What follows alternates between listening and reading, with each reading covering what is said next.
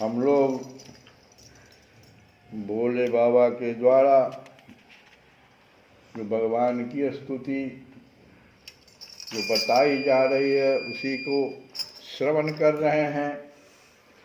एक बात मेरा ध्यान देने की है, स्तुति तो हम सुनाएंगे ही, लेकिन कथा में किस प्रकार से व्यक्ति को कथा का लाभ कैसे मिलेगा, थोड़ा इसकी चर्चा हम लोग कर लें। कहते हैं कि तुलसी बाबा कहते हैं कि राम कथा मंदाकिनी, बड़े ध्यान से सुनो इसको, कि राम कथा मंदाकिनी चित्रकूट चित चारु तुलसी सुभग स्नेह वन सिय रघुवीर बिहार। भगवान सीता राम का वो बिहार अगर कराना है अपने जंगल वन रूप, ये जो चित्र रूपी जो वन है, चित्रकूट चित चारु, चार जो है मन बुद्धि अहंकार और चित्त, बड़ा भारी जंगल है। मन में ही खाली घुस जाओगे तो निकल ही नहीं पाओगे, बुद्धि में घुसोगे अरे बाप रे। तो ये जो चित्रकूट हमारे भीतर है, इसमें अगर सिया राम को विहार कराना है तो कैसा बनाना पड़ेगा इसको? राम कथा मंदाकिनी, इसको और स्पष्ट किया वाल्मीकि जी ने। वाल्मीकि जी ने कहा, भगवान जब पूछे कि कहाँ मैं जाकर के रहूं, निवास करूं, आप तो बड़े भारी संत महात्मा मुनि हैं, आप ही हमको बता सकते हैं। तो पहला जो उन्होंने बताया, वैसे तो बताया बहुत सारा स्थान, लेकिन पहला स्थान का जो यही इसी से संबंधित है, कहते हैं कि जैसे समुद्र में अनगिनत नदियां आके बहती है, ध्यान दो, जितनी भी नदियां जाती है समुद्र में, चाहे गंगा हो, यमुना हो, कावेरी, जो भी नदियां हैं, सबके जल का रंग, जल का रूप, जल का गंध, जल का स्वरूप, जल का महात्म्य अलग अलग है। लेकिन समुद्र कैसा है? स्वागत करने के लिए हृदय से ऐसे तैयार है सभी नदियों को। आप कैसा जल ला रहे हैं उससे हमको मतलब नहीं है, आप जल लाइए, हमारे नहीं भरेंगे, हम तृप्त नहीं होंगे। समुद्र कहता हम तृप्त नहीं होंगे। तो ये श्रोता जो है ना, समुद्र के समान होना चाहिए। और कथा कैसी होगी? कथा होगी नदियों के समान। आप आशा करेंगे कि इस कथा में तो हमको रस नहीं मिला, तो ये आपके मन स्थिति, श्रोता जिस समय बैठता है कथा में, उस समय में उसके मन स्थिति को दिखा रहा है, न कि कथा में कोई दोष है। जैसे नदियां सब अपने अपने, गंगा जी का जल उनका महात्म्य, यमुना जी का जल, रंग, रूप सब कुछ अलग गंगा जी से। लेकिन सभी नदियाँ, ये नदियाँ जो हैं कथा हैं, राम की कथा, अनेक तरह की कथा है। और सोता तो समुद्र के समान, सबको बहुत प्यार से स्वागत करते, स्वागतम स्वागतम स्वागतम स्वागतम, सबके लिए स्वागत। भाई आओ आओ आओ, मेरे पास आओ, हम तृप्त नहीं होंगे तुम्हारे जल से, तुम जैसा भी जल लाओ, जो तुम महात्मा का क्यों न हो। कोई गंदा भी जा रहा होगा, उसको तो नहीं समुद्र रोक देता है। तो वक्ता को ध्यान न दे करके श्रोता पर बहुत ज्यादा ध्यान है। ये जो तुलसी बाबा यहाँ कर है, राम कथा मंदाकिनी अचित्रकूट चितु चार, ये चार को जो आपका लेकर के बैठे हैं ना, ये है चित्रकूट। भगवान तो वहाँ सिया राम दोनों विहार करेंगे, आ गए हैं चित्रकूट। कहते हैं वाल्मीकि जी कि जिनके श्रवण समुद्र समान, क्या सुंदर है देखो,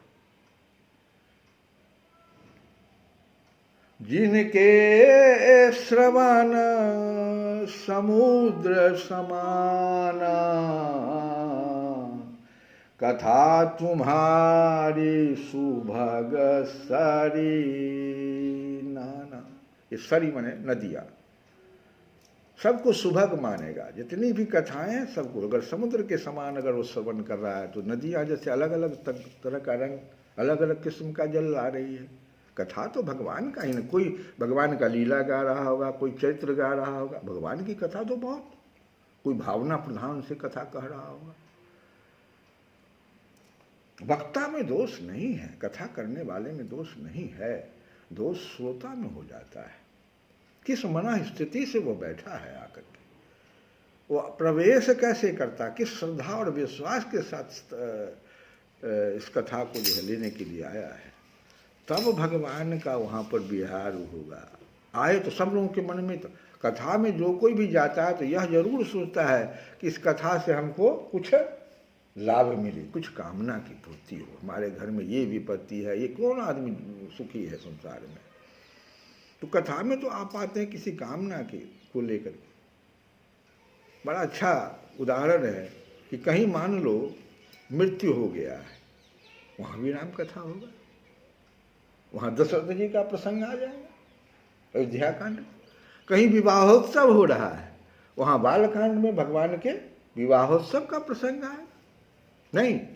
इसीलिए एक चीज और तुम गौर करो, प्रत्येक कांड के अंत में, तुम्हारे प्रत्येक कांड के अंत में तुलसी बाबा ने क्या दिया है, फलश्रुति दिया है।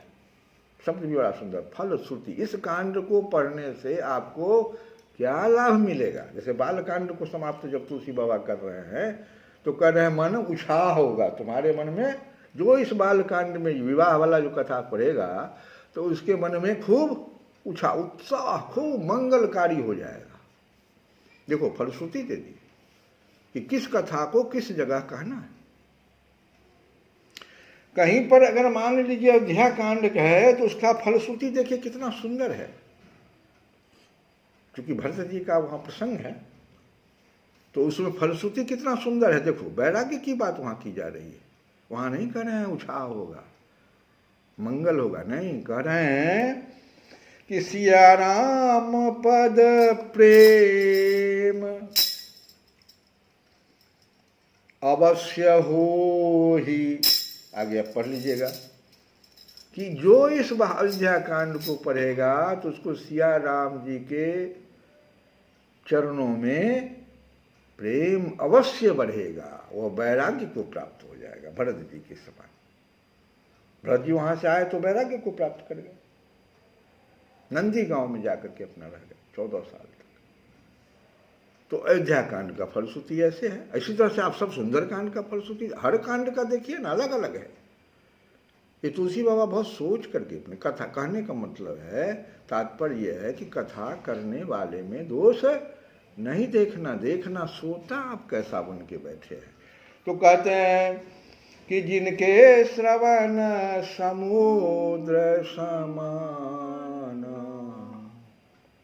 तिनके ही तुम कह नहीं, अकथा तुम्हारी सुभग सरिनाना। आगे देखो, अभरहि निरंतर हो ही न पूरी। निरंतर समुद्र में देखो ना नदियों का जल, भरहि निरंतर, कथा कितनो सुनेगा वो श्रवण करने वाला, पूरी नहीं, उसका मन नहीं भर रहा भाई। वाल्मीकि जी कह रहे हैं, सूत्र दे रहे हैं, संकेत हैं, अब राम जी आवेंगे। भरहि निरंतर हो ही न पूरे, अतिन के ही तुम कह गृह रूढ़। उनके घर में आप निवास कीजिए हे भगवान। आप पूछे हमसे कहाँ निवास करें, तो ऐसे भक्तों के घर में आपका निवास स्थान है, हृदय निवास स्थान है, समझा। तो ये है तुम्हारा कथा श्रवण का, जो आप लोगों को विचार करना चाहिए। कथा में आते हैं तो कथा में इस बात को विचार कीजिए, श्रवण, ठीक है। अब क्या है, कल की कथा को ही बढ़ाते हैं।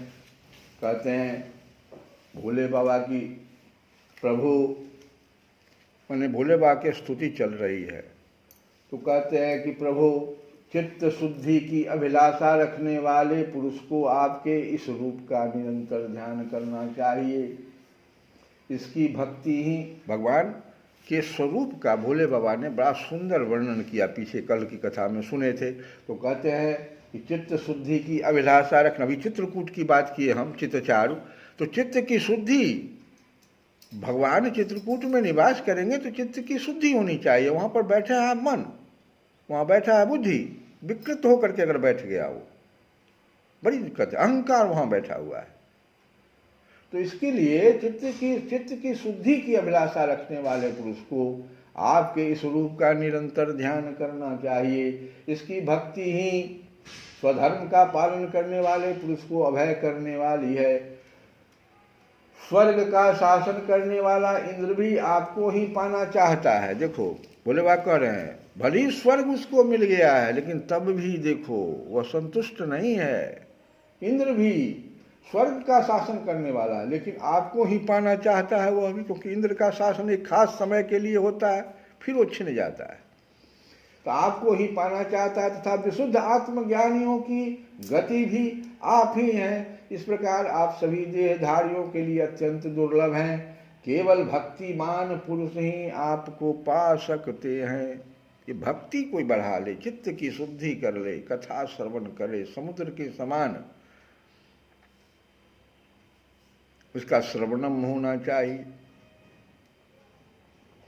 सत्पुरुषों के लिए भी दुर्लभ अनन्य भक्ति से भगवान को प्रसन्न करके जिनकी प्रसन्नता किसी अन्य साधना से दुसाध्य है, ऐसा कौन होगा जो उनके चरण तल के अतिरिक्त और कुछ चाहेगा।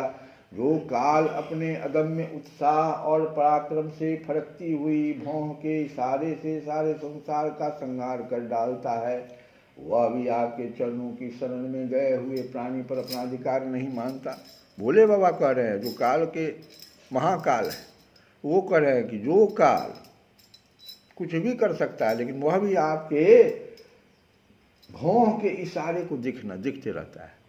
जिसको आप कल्याण करना चाहते हैं उसका वो कुछ नहीं बिगाड़ पाता है। आपके चरणों की शरण में गए हुए प्राणी पर अपना अधिकार नहीं मानता काल भी।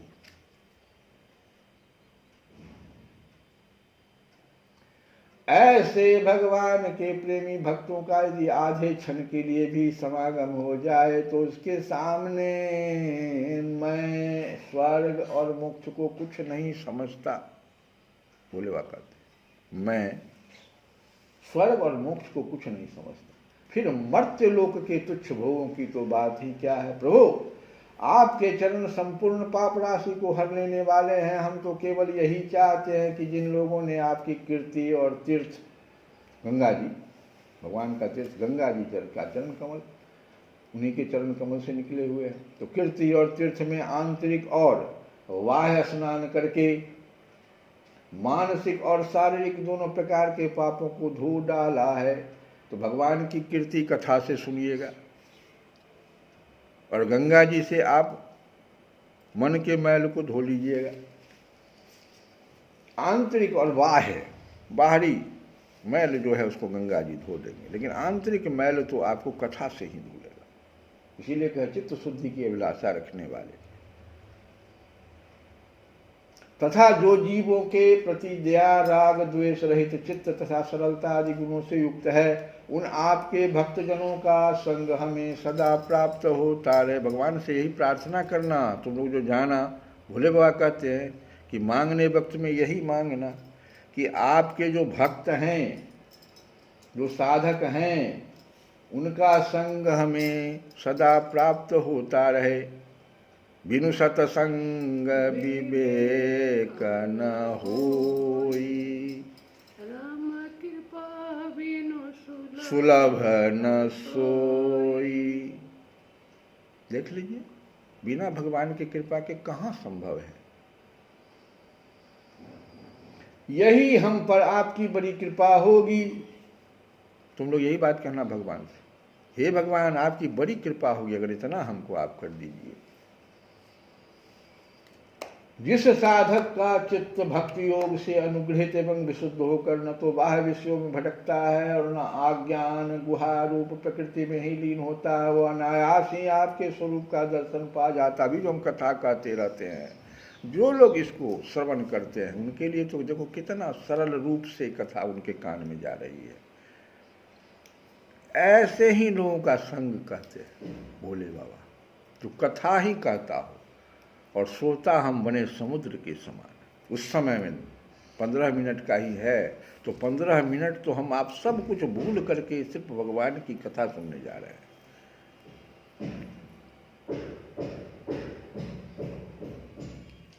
जिस साधक का चित्त भक्ति योग से अनुग्रहित एवं विशुद्ध होकर न तो बाह्य विषयों में भटकता है और न अज्ञान गुहारूप प्रकृति में ही लीन होता है, वह अनायास ही आपके स्वरूप का दर्शन पा जाता है। अनायास भगवान का स्वरूप उसको प्राप्त हो जाता है, जिसमें यह सारा जगत दिखाई देता है और जो स्वयं संपूर्ण जगत में भास रहा है। सिया राम मैं सब जग जान, इसी को तो कर रहे हैं, इसी को तो कर रहे हैं, यही तो कर रहे हैं बोले बाप। जिसमें यह सारा जगत दिखाई देता है और जो स्वयं संपूर्ण जगत में भास रहा है, वह आकाश के समान विस्तृत और परम प्रकाश में ब्रह्म तत्व आप ही हैं। कल हम लोग और इसकी चर्चा करेंगे। श्री कृष्ण गोविंद रे